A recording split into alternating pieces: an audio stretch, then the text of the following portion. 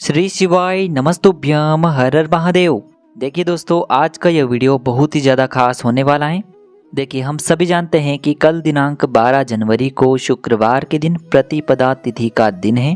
देखिए, यदि आपके जीवन में किसी भी प्रकार का संकट चल रहा है, किसी भी प्रकार का दोष है, घर में कुछ भी अच्छा नहीं चल पा रहा है, जीवन में कुछ न कुछ परेशानियां आती ही रहती हैं, घर में किसी भी व्यक्ति की उन्नति नहीं हो पा रही है, घर में बहुत ही अधिक क्लेश का माहौल बना हुआ है, घर में एक के बाद एक संकट आता ही रहता है। संकट किसी भी प्रकार का हो सकता है। बहुत ही ज़्यादा दुख और कष्ट जीवन में अगर चल रहे हैं तो आपको आज के ये सुंदर से उपाय जरूर करने चाहिए। देखिए, आज के इस पूरे वीडियो में हम आपको 3 बहुत ही सुंदर से उपाय बताने वाले हैं। ये तीनों ही उपाय पूज्य गुरुदेव पंडित प्रदीप जी मिश्रा की कथा को सुन करके और समझ करके ही आपको समझाने का पूरा प्रयास करेंगे। लेकिन उससे पहले वीडियो को लाइक करें, चैनल को सब्सक्राइब करें और कमेंट में श्री शिवाय नमस्तुभ्यम या फिर ओम नमः शिवाय जरूर लिखें। देखिए, इन उपायों के माध्यम से आपके जीवन में यदि संकट बहुत ही अधिक चल रहे हैं, कर्जा बहुत ही अधिक जीवन में बढ़ने लगा है, व्यापार आपका अच्छे से नहीं चल पा रहा है, नौकरी में पदोन्नति नहीं हो पा रही है, तो आपको ये सुंदर से उपाय जरूर करने चाहिए। चलिए दोस्तों, जानते हैं गुरुजी द्वारा बताए गए पहले उपाय के बारे में। देखिए, यह उपाय विशेषकर उन लोगों को करना चाहिए जिनके घुटनों में दर्द हो, शरीर में कहीं भी किसी भी प्रकार का दर्द हो, तो उसे समाप्त करने के लिए यह बहुत ही आसान सा उपाय है। तो देखिए, इस उपाय के लिए सबसे पहले तो आपको 5 बेलपत्रियाँ लेनी होगी। अब देखिए दोस्तों, जिन भी लोगों को बेलपत्र नहीं मिल पाती हैं तो उन्हें भगवान शिव की शिवलिंग पर चढ़ी हुई जो बेलपत्र हैं उनका शुद्ध जल से धोकर के पुनः उपयोग कर लेना है। तो आपको 5 बेलपत्रियाँ लेनी है। बेलपत्र जो है वह कहीं से भी कटी फटी खंडित नहीं होनी चाहिए, इस बात का ध्यान रखना है। देखिए दोस्तों, आपको 5 बेलपत्र इस प्रकार से लेनी है कि जो 5 बेलपत्र हैं उनके अंत में डंडियाँ होनी चाहिए। और इसी के साथ में आपको एक तांबे के पात्र के अंदर शुद्ध जल लेना है अपने घर से। अब इन सभी सामग्रियों को लेकर के आपको सीधे पहुंच जाना है भगवान शिव के मंदिर में। अब देखिए दोस्तों, आपको इस उपाय को बहुत ही ध्यान से समझना है। आपने जो 5 बेलपत्रियाँ ली हैं डंडियों वाली, तो उनकी जो डंडियाँ हैं उन्हें आपको अलग कर लेनी है, यानी कि 5 बेलपत्र की डंडियों को आपको अलग कर लेना है। और जो आपके पास 5 बेलपत्र हैं इन्हें आपको भगवान शिव के शिवलिंग पर एक साथ समर्पित कर देनी है। प्रत्येक बेलपत्र की चिकनी साइड शिवलिंग से स्पर्श होनी चाहिए। इस प्रकार से आपको बेलपत्र अर्पित कर देनी है।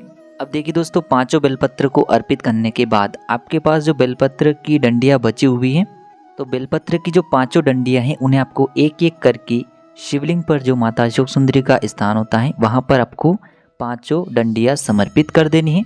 और जब भी आप इन डंडियों को समर्पित करेंगे तब आपको हाटकेश्वर महादेव का मन में स्मरण करते रहना है। अब देखिए दोस्तों, आपके पास जो 1 लोटा शुद्ध जल है उसे आपको अपने सीधे हाथ में लेना है। और जिस भी व्यक्ति के लिए आप यह उपाय कर रहे हैं, जो भी व्यक्ति आपके घर में बहुत ही अधिक बीमार रहता है, चाहे उसके शरीर में कहीं भी दर्द बना रहता है, शरीर में कहीं भी गठिया है, या फिर उस व्यक्ति को घुटनों का दर्द है, उन सभी को दूर करने के लिए आपको हाटकेश्वर महादेव से प्रार्थना करते हुए यह जो आपने 5 बेलपत्रों की 5 डंडियाँ माता अशोक सुंदरी वाले स्थान पर अर्पित की थी, तो सबसे पहले तो उन्हें आपको उठा लेनी है। और उठाने के बाद जो आपके पास 1 लोटा जल है उसे आपको भगवान शिव के शिवलिंग पर अर्पित कर देना है। जल को अर्पित करते समय आपको कुंदकेश्वर महादेव का मन में स्मरण करते रहना है। अब देखिए, आपने जो बेलपत्र की 5 डंडियाँ उठाई थी उन्हें आपको अपने घर लेकर के आ जाना है। और इन 5 डंडियों को आपको पीस करके उनका एक पेस्ट बना लेना है। और जो व्यक्ति बहुत अधिक बीमार रहता है, जिसके घुटनों में दर्द रहता है, उससे आपको इस पाउडर को हाटकेश्वर महादेव का स्मरण करवाते हुए खिला देना है। उसके शरीर में किसी भी प्रकार का जो दर्द है वह निश्चित ही समाप्त हो जाएगा। अब दोस्तों, हम जानते हैं दूसरे विशेष उपाय के बारे में। देखिए, यदि आपके घर में संकट जो है वह खत्म होने का नाम ही नहीं ले रहे हैं, संकट किसी भी प्रकार का हो, चाहे व्यापार में आपके कोई भी संकट आ जाता है, चाहे आपके बच्चों के जीवन में कोई भी संकट चल रहा है, तो जब भी जीवन में लगातार संकट आपके ऊपर बने रहते हैं तो आपको यह उपाय करना चाहिए। शुक्रवार का सबसे चमत्कारी उपाय है। देखिए, इस उपाय के लिए आपको थोड़ा सा शहद लेना होगा। शहद आपको मात्र आधा चम्मच या फिर उससे भी कम लेना है। अब देखिए, इस शहद को आपको एक कटोरी के अंदर लेना है। और जो आपके घर में रुद्राक्ष हैं, चाहे 2 मुखी हो, 3 मुखी हो, 4 मुखी हो, पंचमुखी हो, किसी भी प्रकार का आपके घर में जो रुद्राक्ष हैं उसे आपको उस शहद के अंदर डुबोना है। देखिए, यह जो रुद्राक्ष हैं आपको उस शहद वाली कटोरी के अंदर शाम के समय में शुक्रवार के दिन डालना है। अब इस कटोरी को पूरे घर में आपको लेकर के घूम जाना है। अब देखिए इस कटोरी को या तो आपको अपने घर के परिंदे के वहाँ पर या फिर आपको अपने घर के मंदिर में इस कटोरी को रख देना है। देखिए यह जो प्रक्रिया है आपको शुक्रवार के दिन शाम के समय करनी है। तो देखिए आपने जो शहद के अंदर रुद्राक्ष को डुबोया हुआ था उस कटोरी को आपने अपने परिंदे के वहाँ पर या फिर मंदिर के वहाँ पर रख दिया है। पूरी रात्रि आपको या तो अपने घर के मंदिर में या फिर परिंदे के वहाँ पर ही इस पात्र को रखे रहने देना है। अब देखिए दोस्तों अगले दिन शनिवार के दिन सुबह में आपको स्नान करने के पश्चात 2 लोटे लेने हैं, 2 जल के आपको पात्र लेने हैं। एक आपको तांबे का पात्र लेना है और एक आपको स्टील का पात्र लेना है। देखिए दोस्तों जो आप स्टील का पात्र लेंगे उसमें आपको 2 चम्मच कच्चा दूध भी मिलाना है। इसके पश्चात आपने जो एक कटोरी के अंदर रुद्राक्ष और शहद लिया था उसे भी आपको उसी स्टील के पात्र के अंदर डाल देना है। तो देखिए स्टील के पात्र में आपको दूध डालना है, 2 चम्मच कच्चा दूध, इसी के साथ में शहद और जल, और साथ में आपको जो रुद्राक्ष था उसे भी उसी पात्र के अंदर डालना है। अब देखिए जो आपने उस स्टील के पात्र के अंदर रुद्राक्ष डाला था उसे आपको किसी भी चम्मच की सहायता से निकाल लेना है। अब देखिए इस एक तांबे के पात्र को, स्टील के पात्र को जो आपने रुद्राक्ष निकाला है उन्हें लेकर के आपको पहुंचना है भगवान शिव के मंदिर में।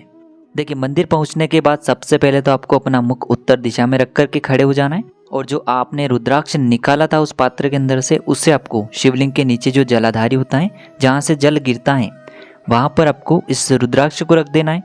अब देखिए आपके पास जो दोनों लोटे हैं, एक स्टील का पात्र है एक तांबे का पात्र है, उन दोनों को आपको एक एक हाथ में लेना है और एक साथ आपको भगवान शिव के शिवलिंग पर दोनों लोटों से जल अर्पित करना है। ओम नमः शिवाय और श्री शिवाय नमस्तुभ्यम इस मंत्र का जाप करते हुए और जल को अर्पित करते समय आपको अवधूतेश्वर महादेव का मन में स्मरण करते रहना है।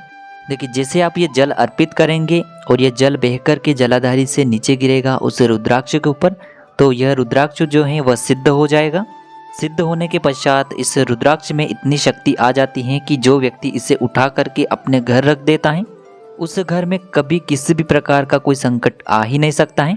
तो इस रुद्राक्ष को उठा करके आपको अपने घर के मंदिर में रख देना। जीवन में आपके कभी भी संकट उत्पन्न नहीं होगा, घर के जितने भी दोष हैं वह सभी समाप्त होते हैं और आपके घर में भी मंगल कार्य प्रारंभ हो जाते हैं। अब दोस्तों हम जानते हैं तीसरे उपाय के बारे में। देखिए यह उपाय बहुत ही खास होने वाला है। मात्र 3 जगह शिवलिंग पर जल अर्पित कर देना, आपकी बड़ी से बड़ी मनोकामना परिपूर्ण होगी। देखिए इस उपाय के लिए सबसे पहले तो हमें थोड़ा सा लाल चंदन लेना होगा और इसी के साथ में आपको एक प्यारी सी बेलपत्र भी लेनी होगी। बेलपत्र कहीं से भी कटी फटी खंडित नहीं होनी चाहिए, इस बात का ध्यान रखना है। और इसी के साथ में आपको एक तांबे के पात्र के अंदर शुद्ध जल लेना है। अब देखिए आपके पास जो लाल चंदन है सबसे पहले तो उसे आपको उस पात्र के अंदर डाल देना है और जो आपके पास बेलपत्र है इसे भी आपको उसी पात्र के अंदर डाल देनी है। ध्यान रखें बेलपत्र की जो डंडी है वह ऊपर की तरफ रहेगी, पत्ती वाला भाग जल में डूबा रहेगा। इस प्रकार से आपको ये बेलपत्र भी डाल देनी है। अब इस पात्र को सीधे लेकर के पहुंचना है आपको भगवान शिव के मंदिर में। देखिए पूज्य गुरु जी ने बताया है कि यह उपाय आप सुबह से लेकर के शाम तक किसी भी समय में कर सकते हैं। अब देखिए दोस्तों जैसा कि हमने आपको प्रारंभ में बताया है कि आपको 3 जगह यह जल अर्पित करना है। देखिए सबसे पहले तो आपको यह जो जल है भगवान शिव की सबसे प्रिय पुत्री यानी कि माता अशोक सुंदरी वाले स्थान पर सबसे पहले आपको ये जल अर्पित करना है। तो थोड़ा सा जल सबसे पहले माता अशोक सुंदरी वाले स्थान पर अर्पित करें। अब देखिए थोड़ा सा जल आपको शिवलिंग पर जो कटी भाग होता है, माता रानी का हस्त कमल होता है, वहाँ पर आपको ये थोड़ा सा जल अर्पित करना है। अब तीसरे स्थान पर आपको यह जल अर्पित करने से पहले आपकी जो भी विशेष मनोकामना है, जो भी आपकी अधूरी इच्छाएं हैं, उन्हें परिपूर्ण करने की प्रार्थना करते हुए यह जो जल है आपको पूरा भगवान शिव के शिवलिंग पर अर्पित कर देना है। तो ये सारी मनोकामनाएं महादेव की कृपा से परिपूर्ण होगी। बस आपको इन 3 जगहों पर यह जल अर्पित कर देना है। तो देखिए इस प्रकार से आज के इस वीडियो में हमने आपको 3 बहुत ही चमत्कारी और सुंदर से उपाय बताए हैं। जो भी उपाय आपके लिए उचित हैं, सरल हैं, उसे आप कर सकते हैं। यदि उपाय से जुड़ा किसी भी प्रकार का सवाल है तो कमेंट में पूछ सकते हैं। श्री शिवाय नमस्तुभ्यम, हर हर महादेव।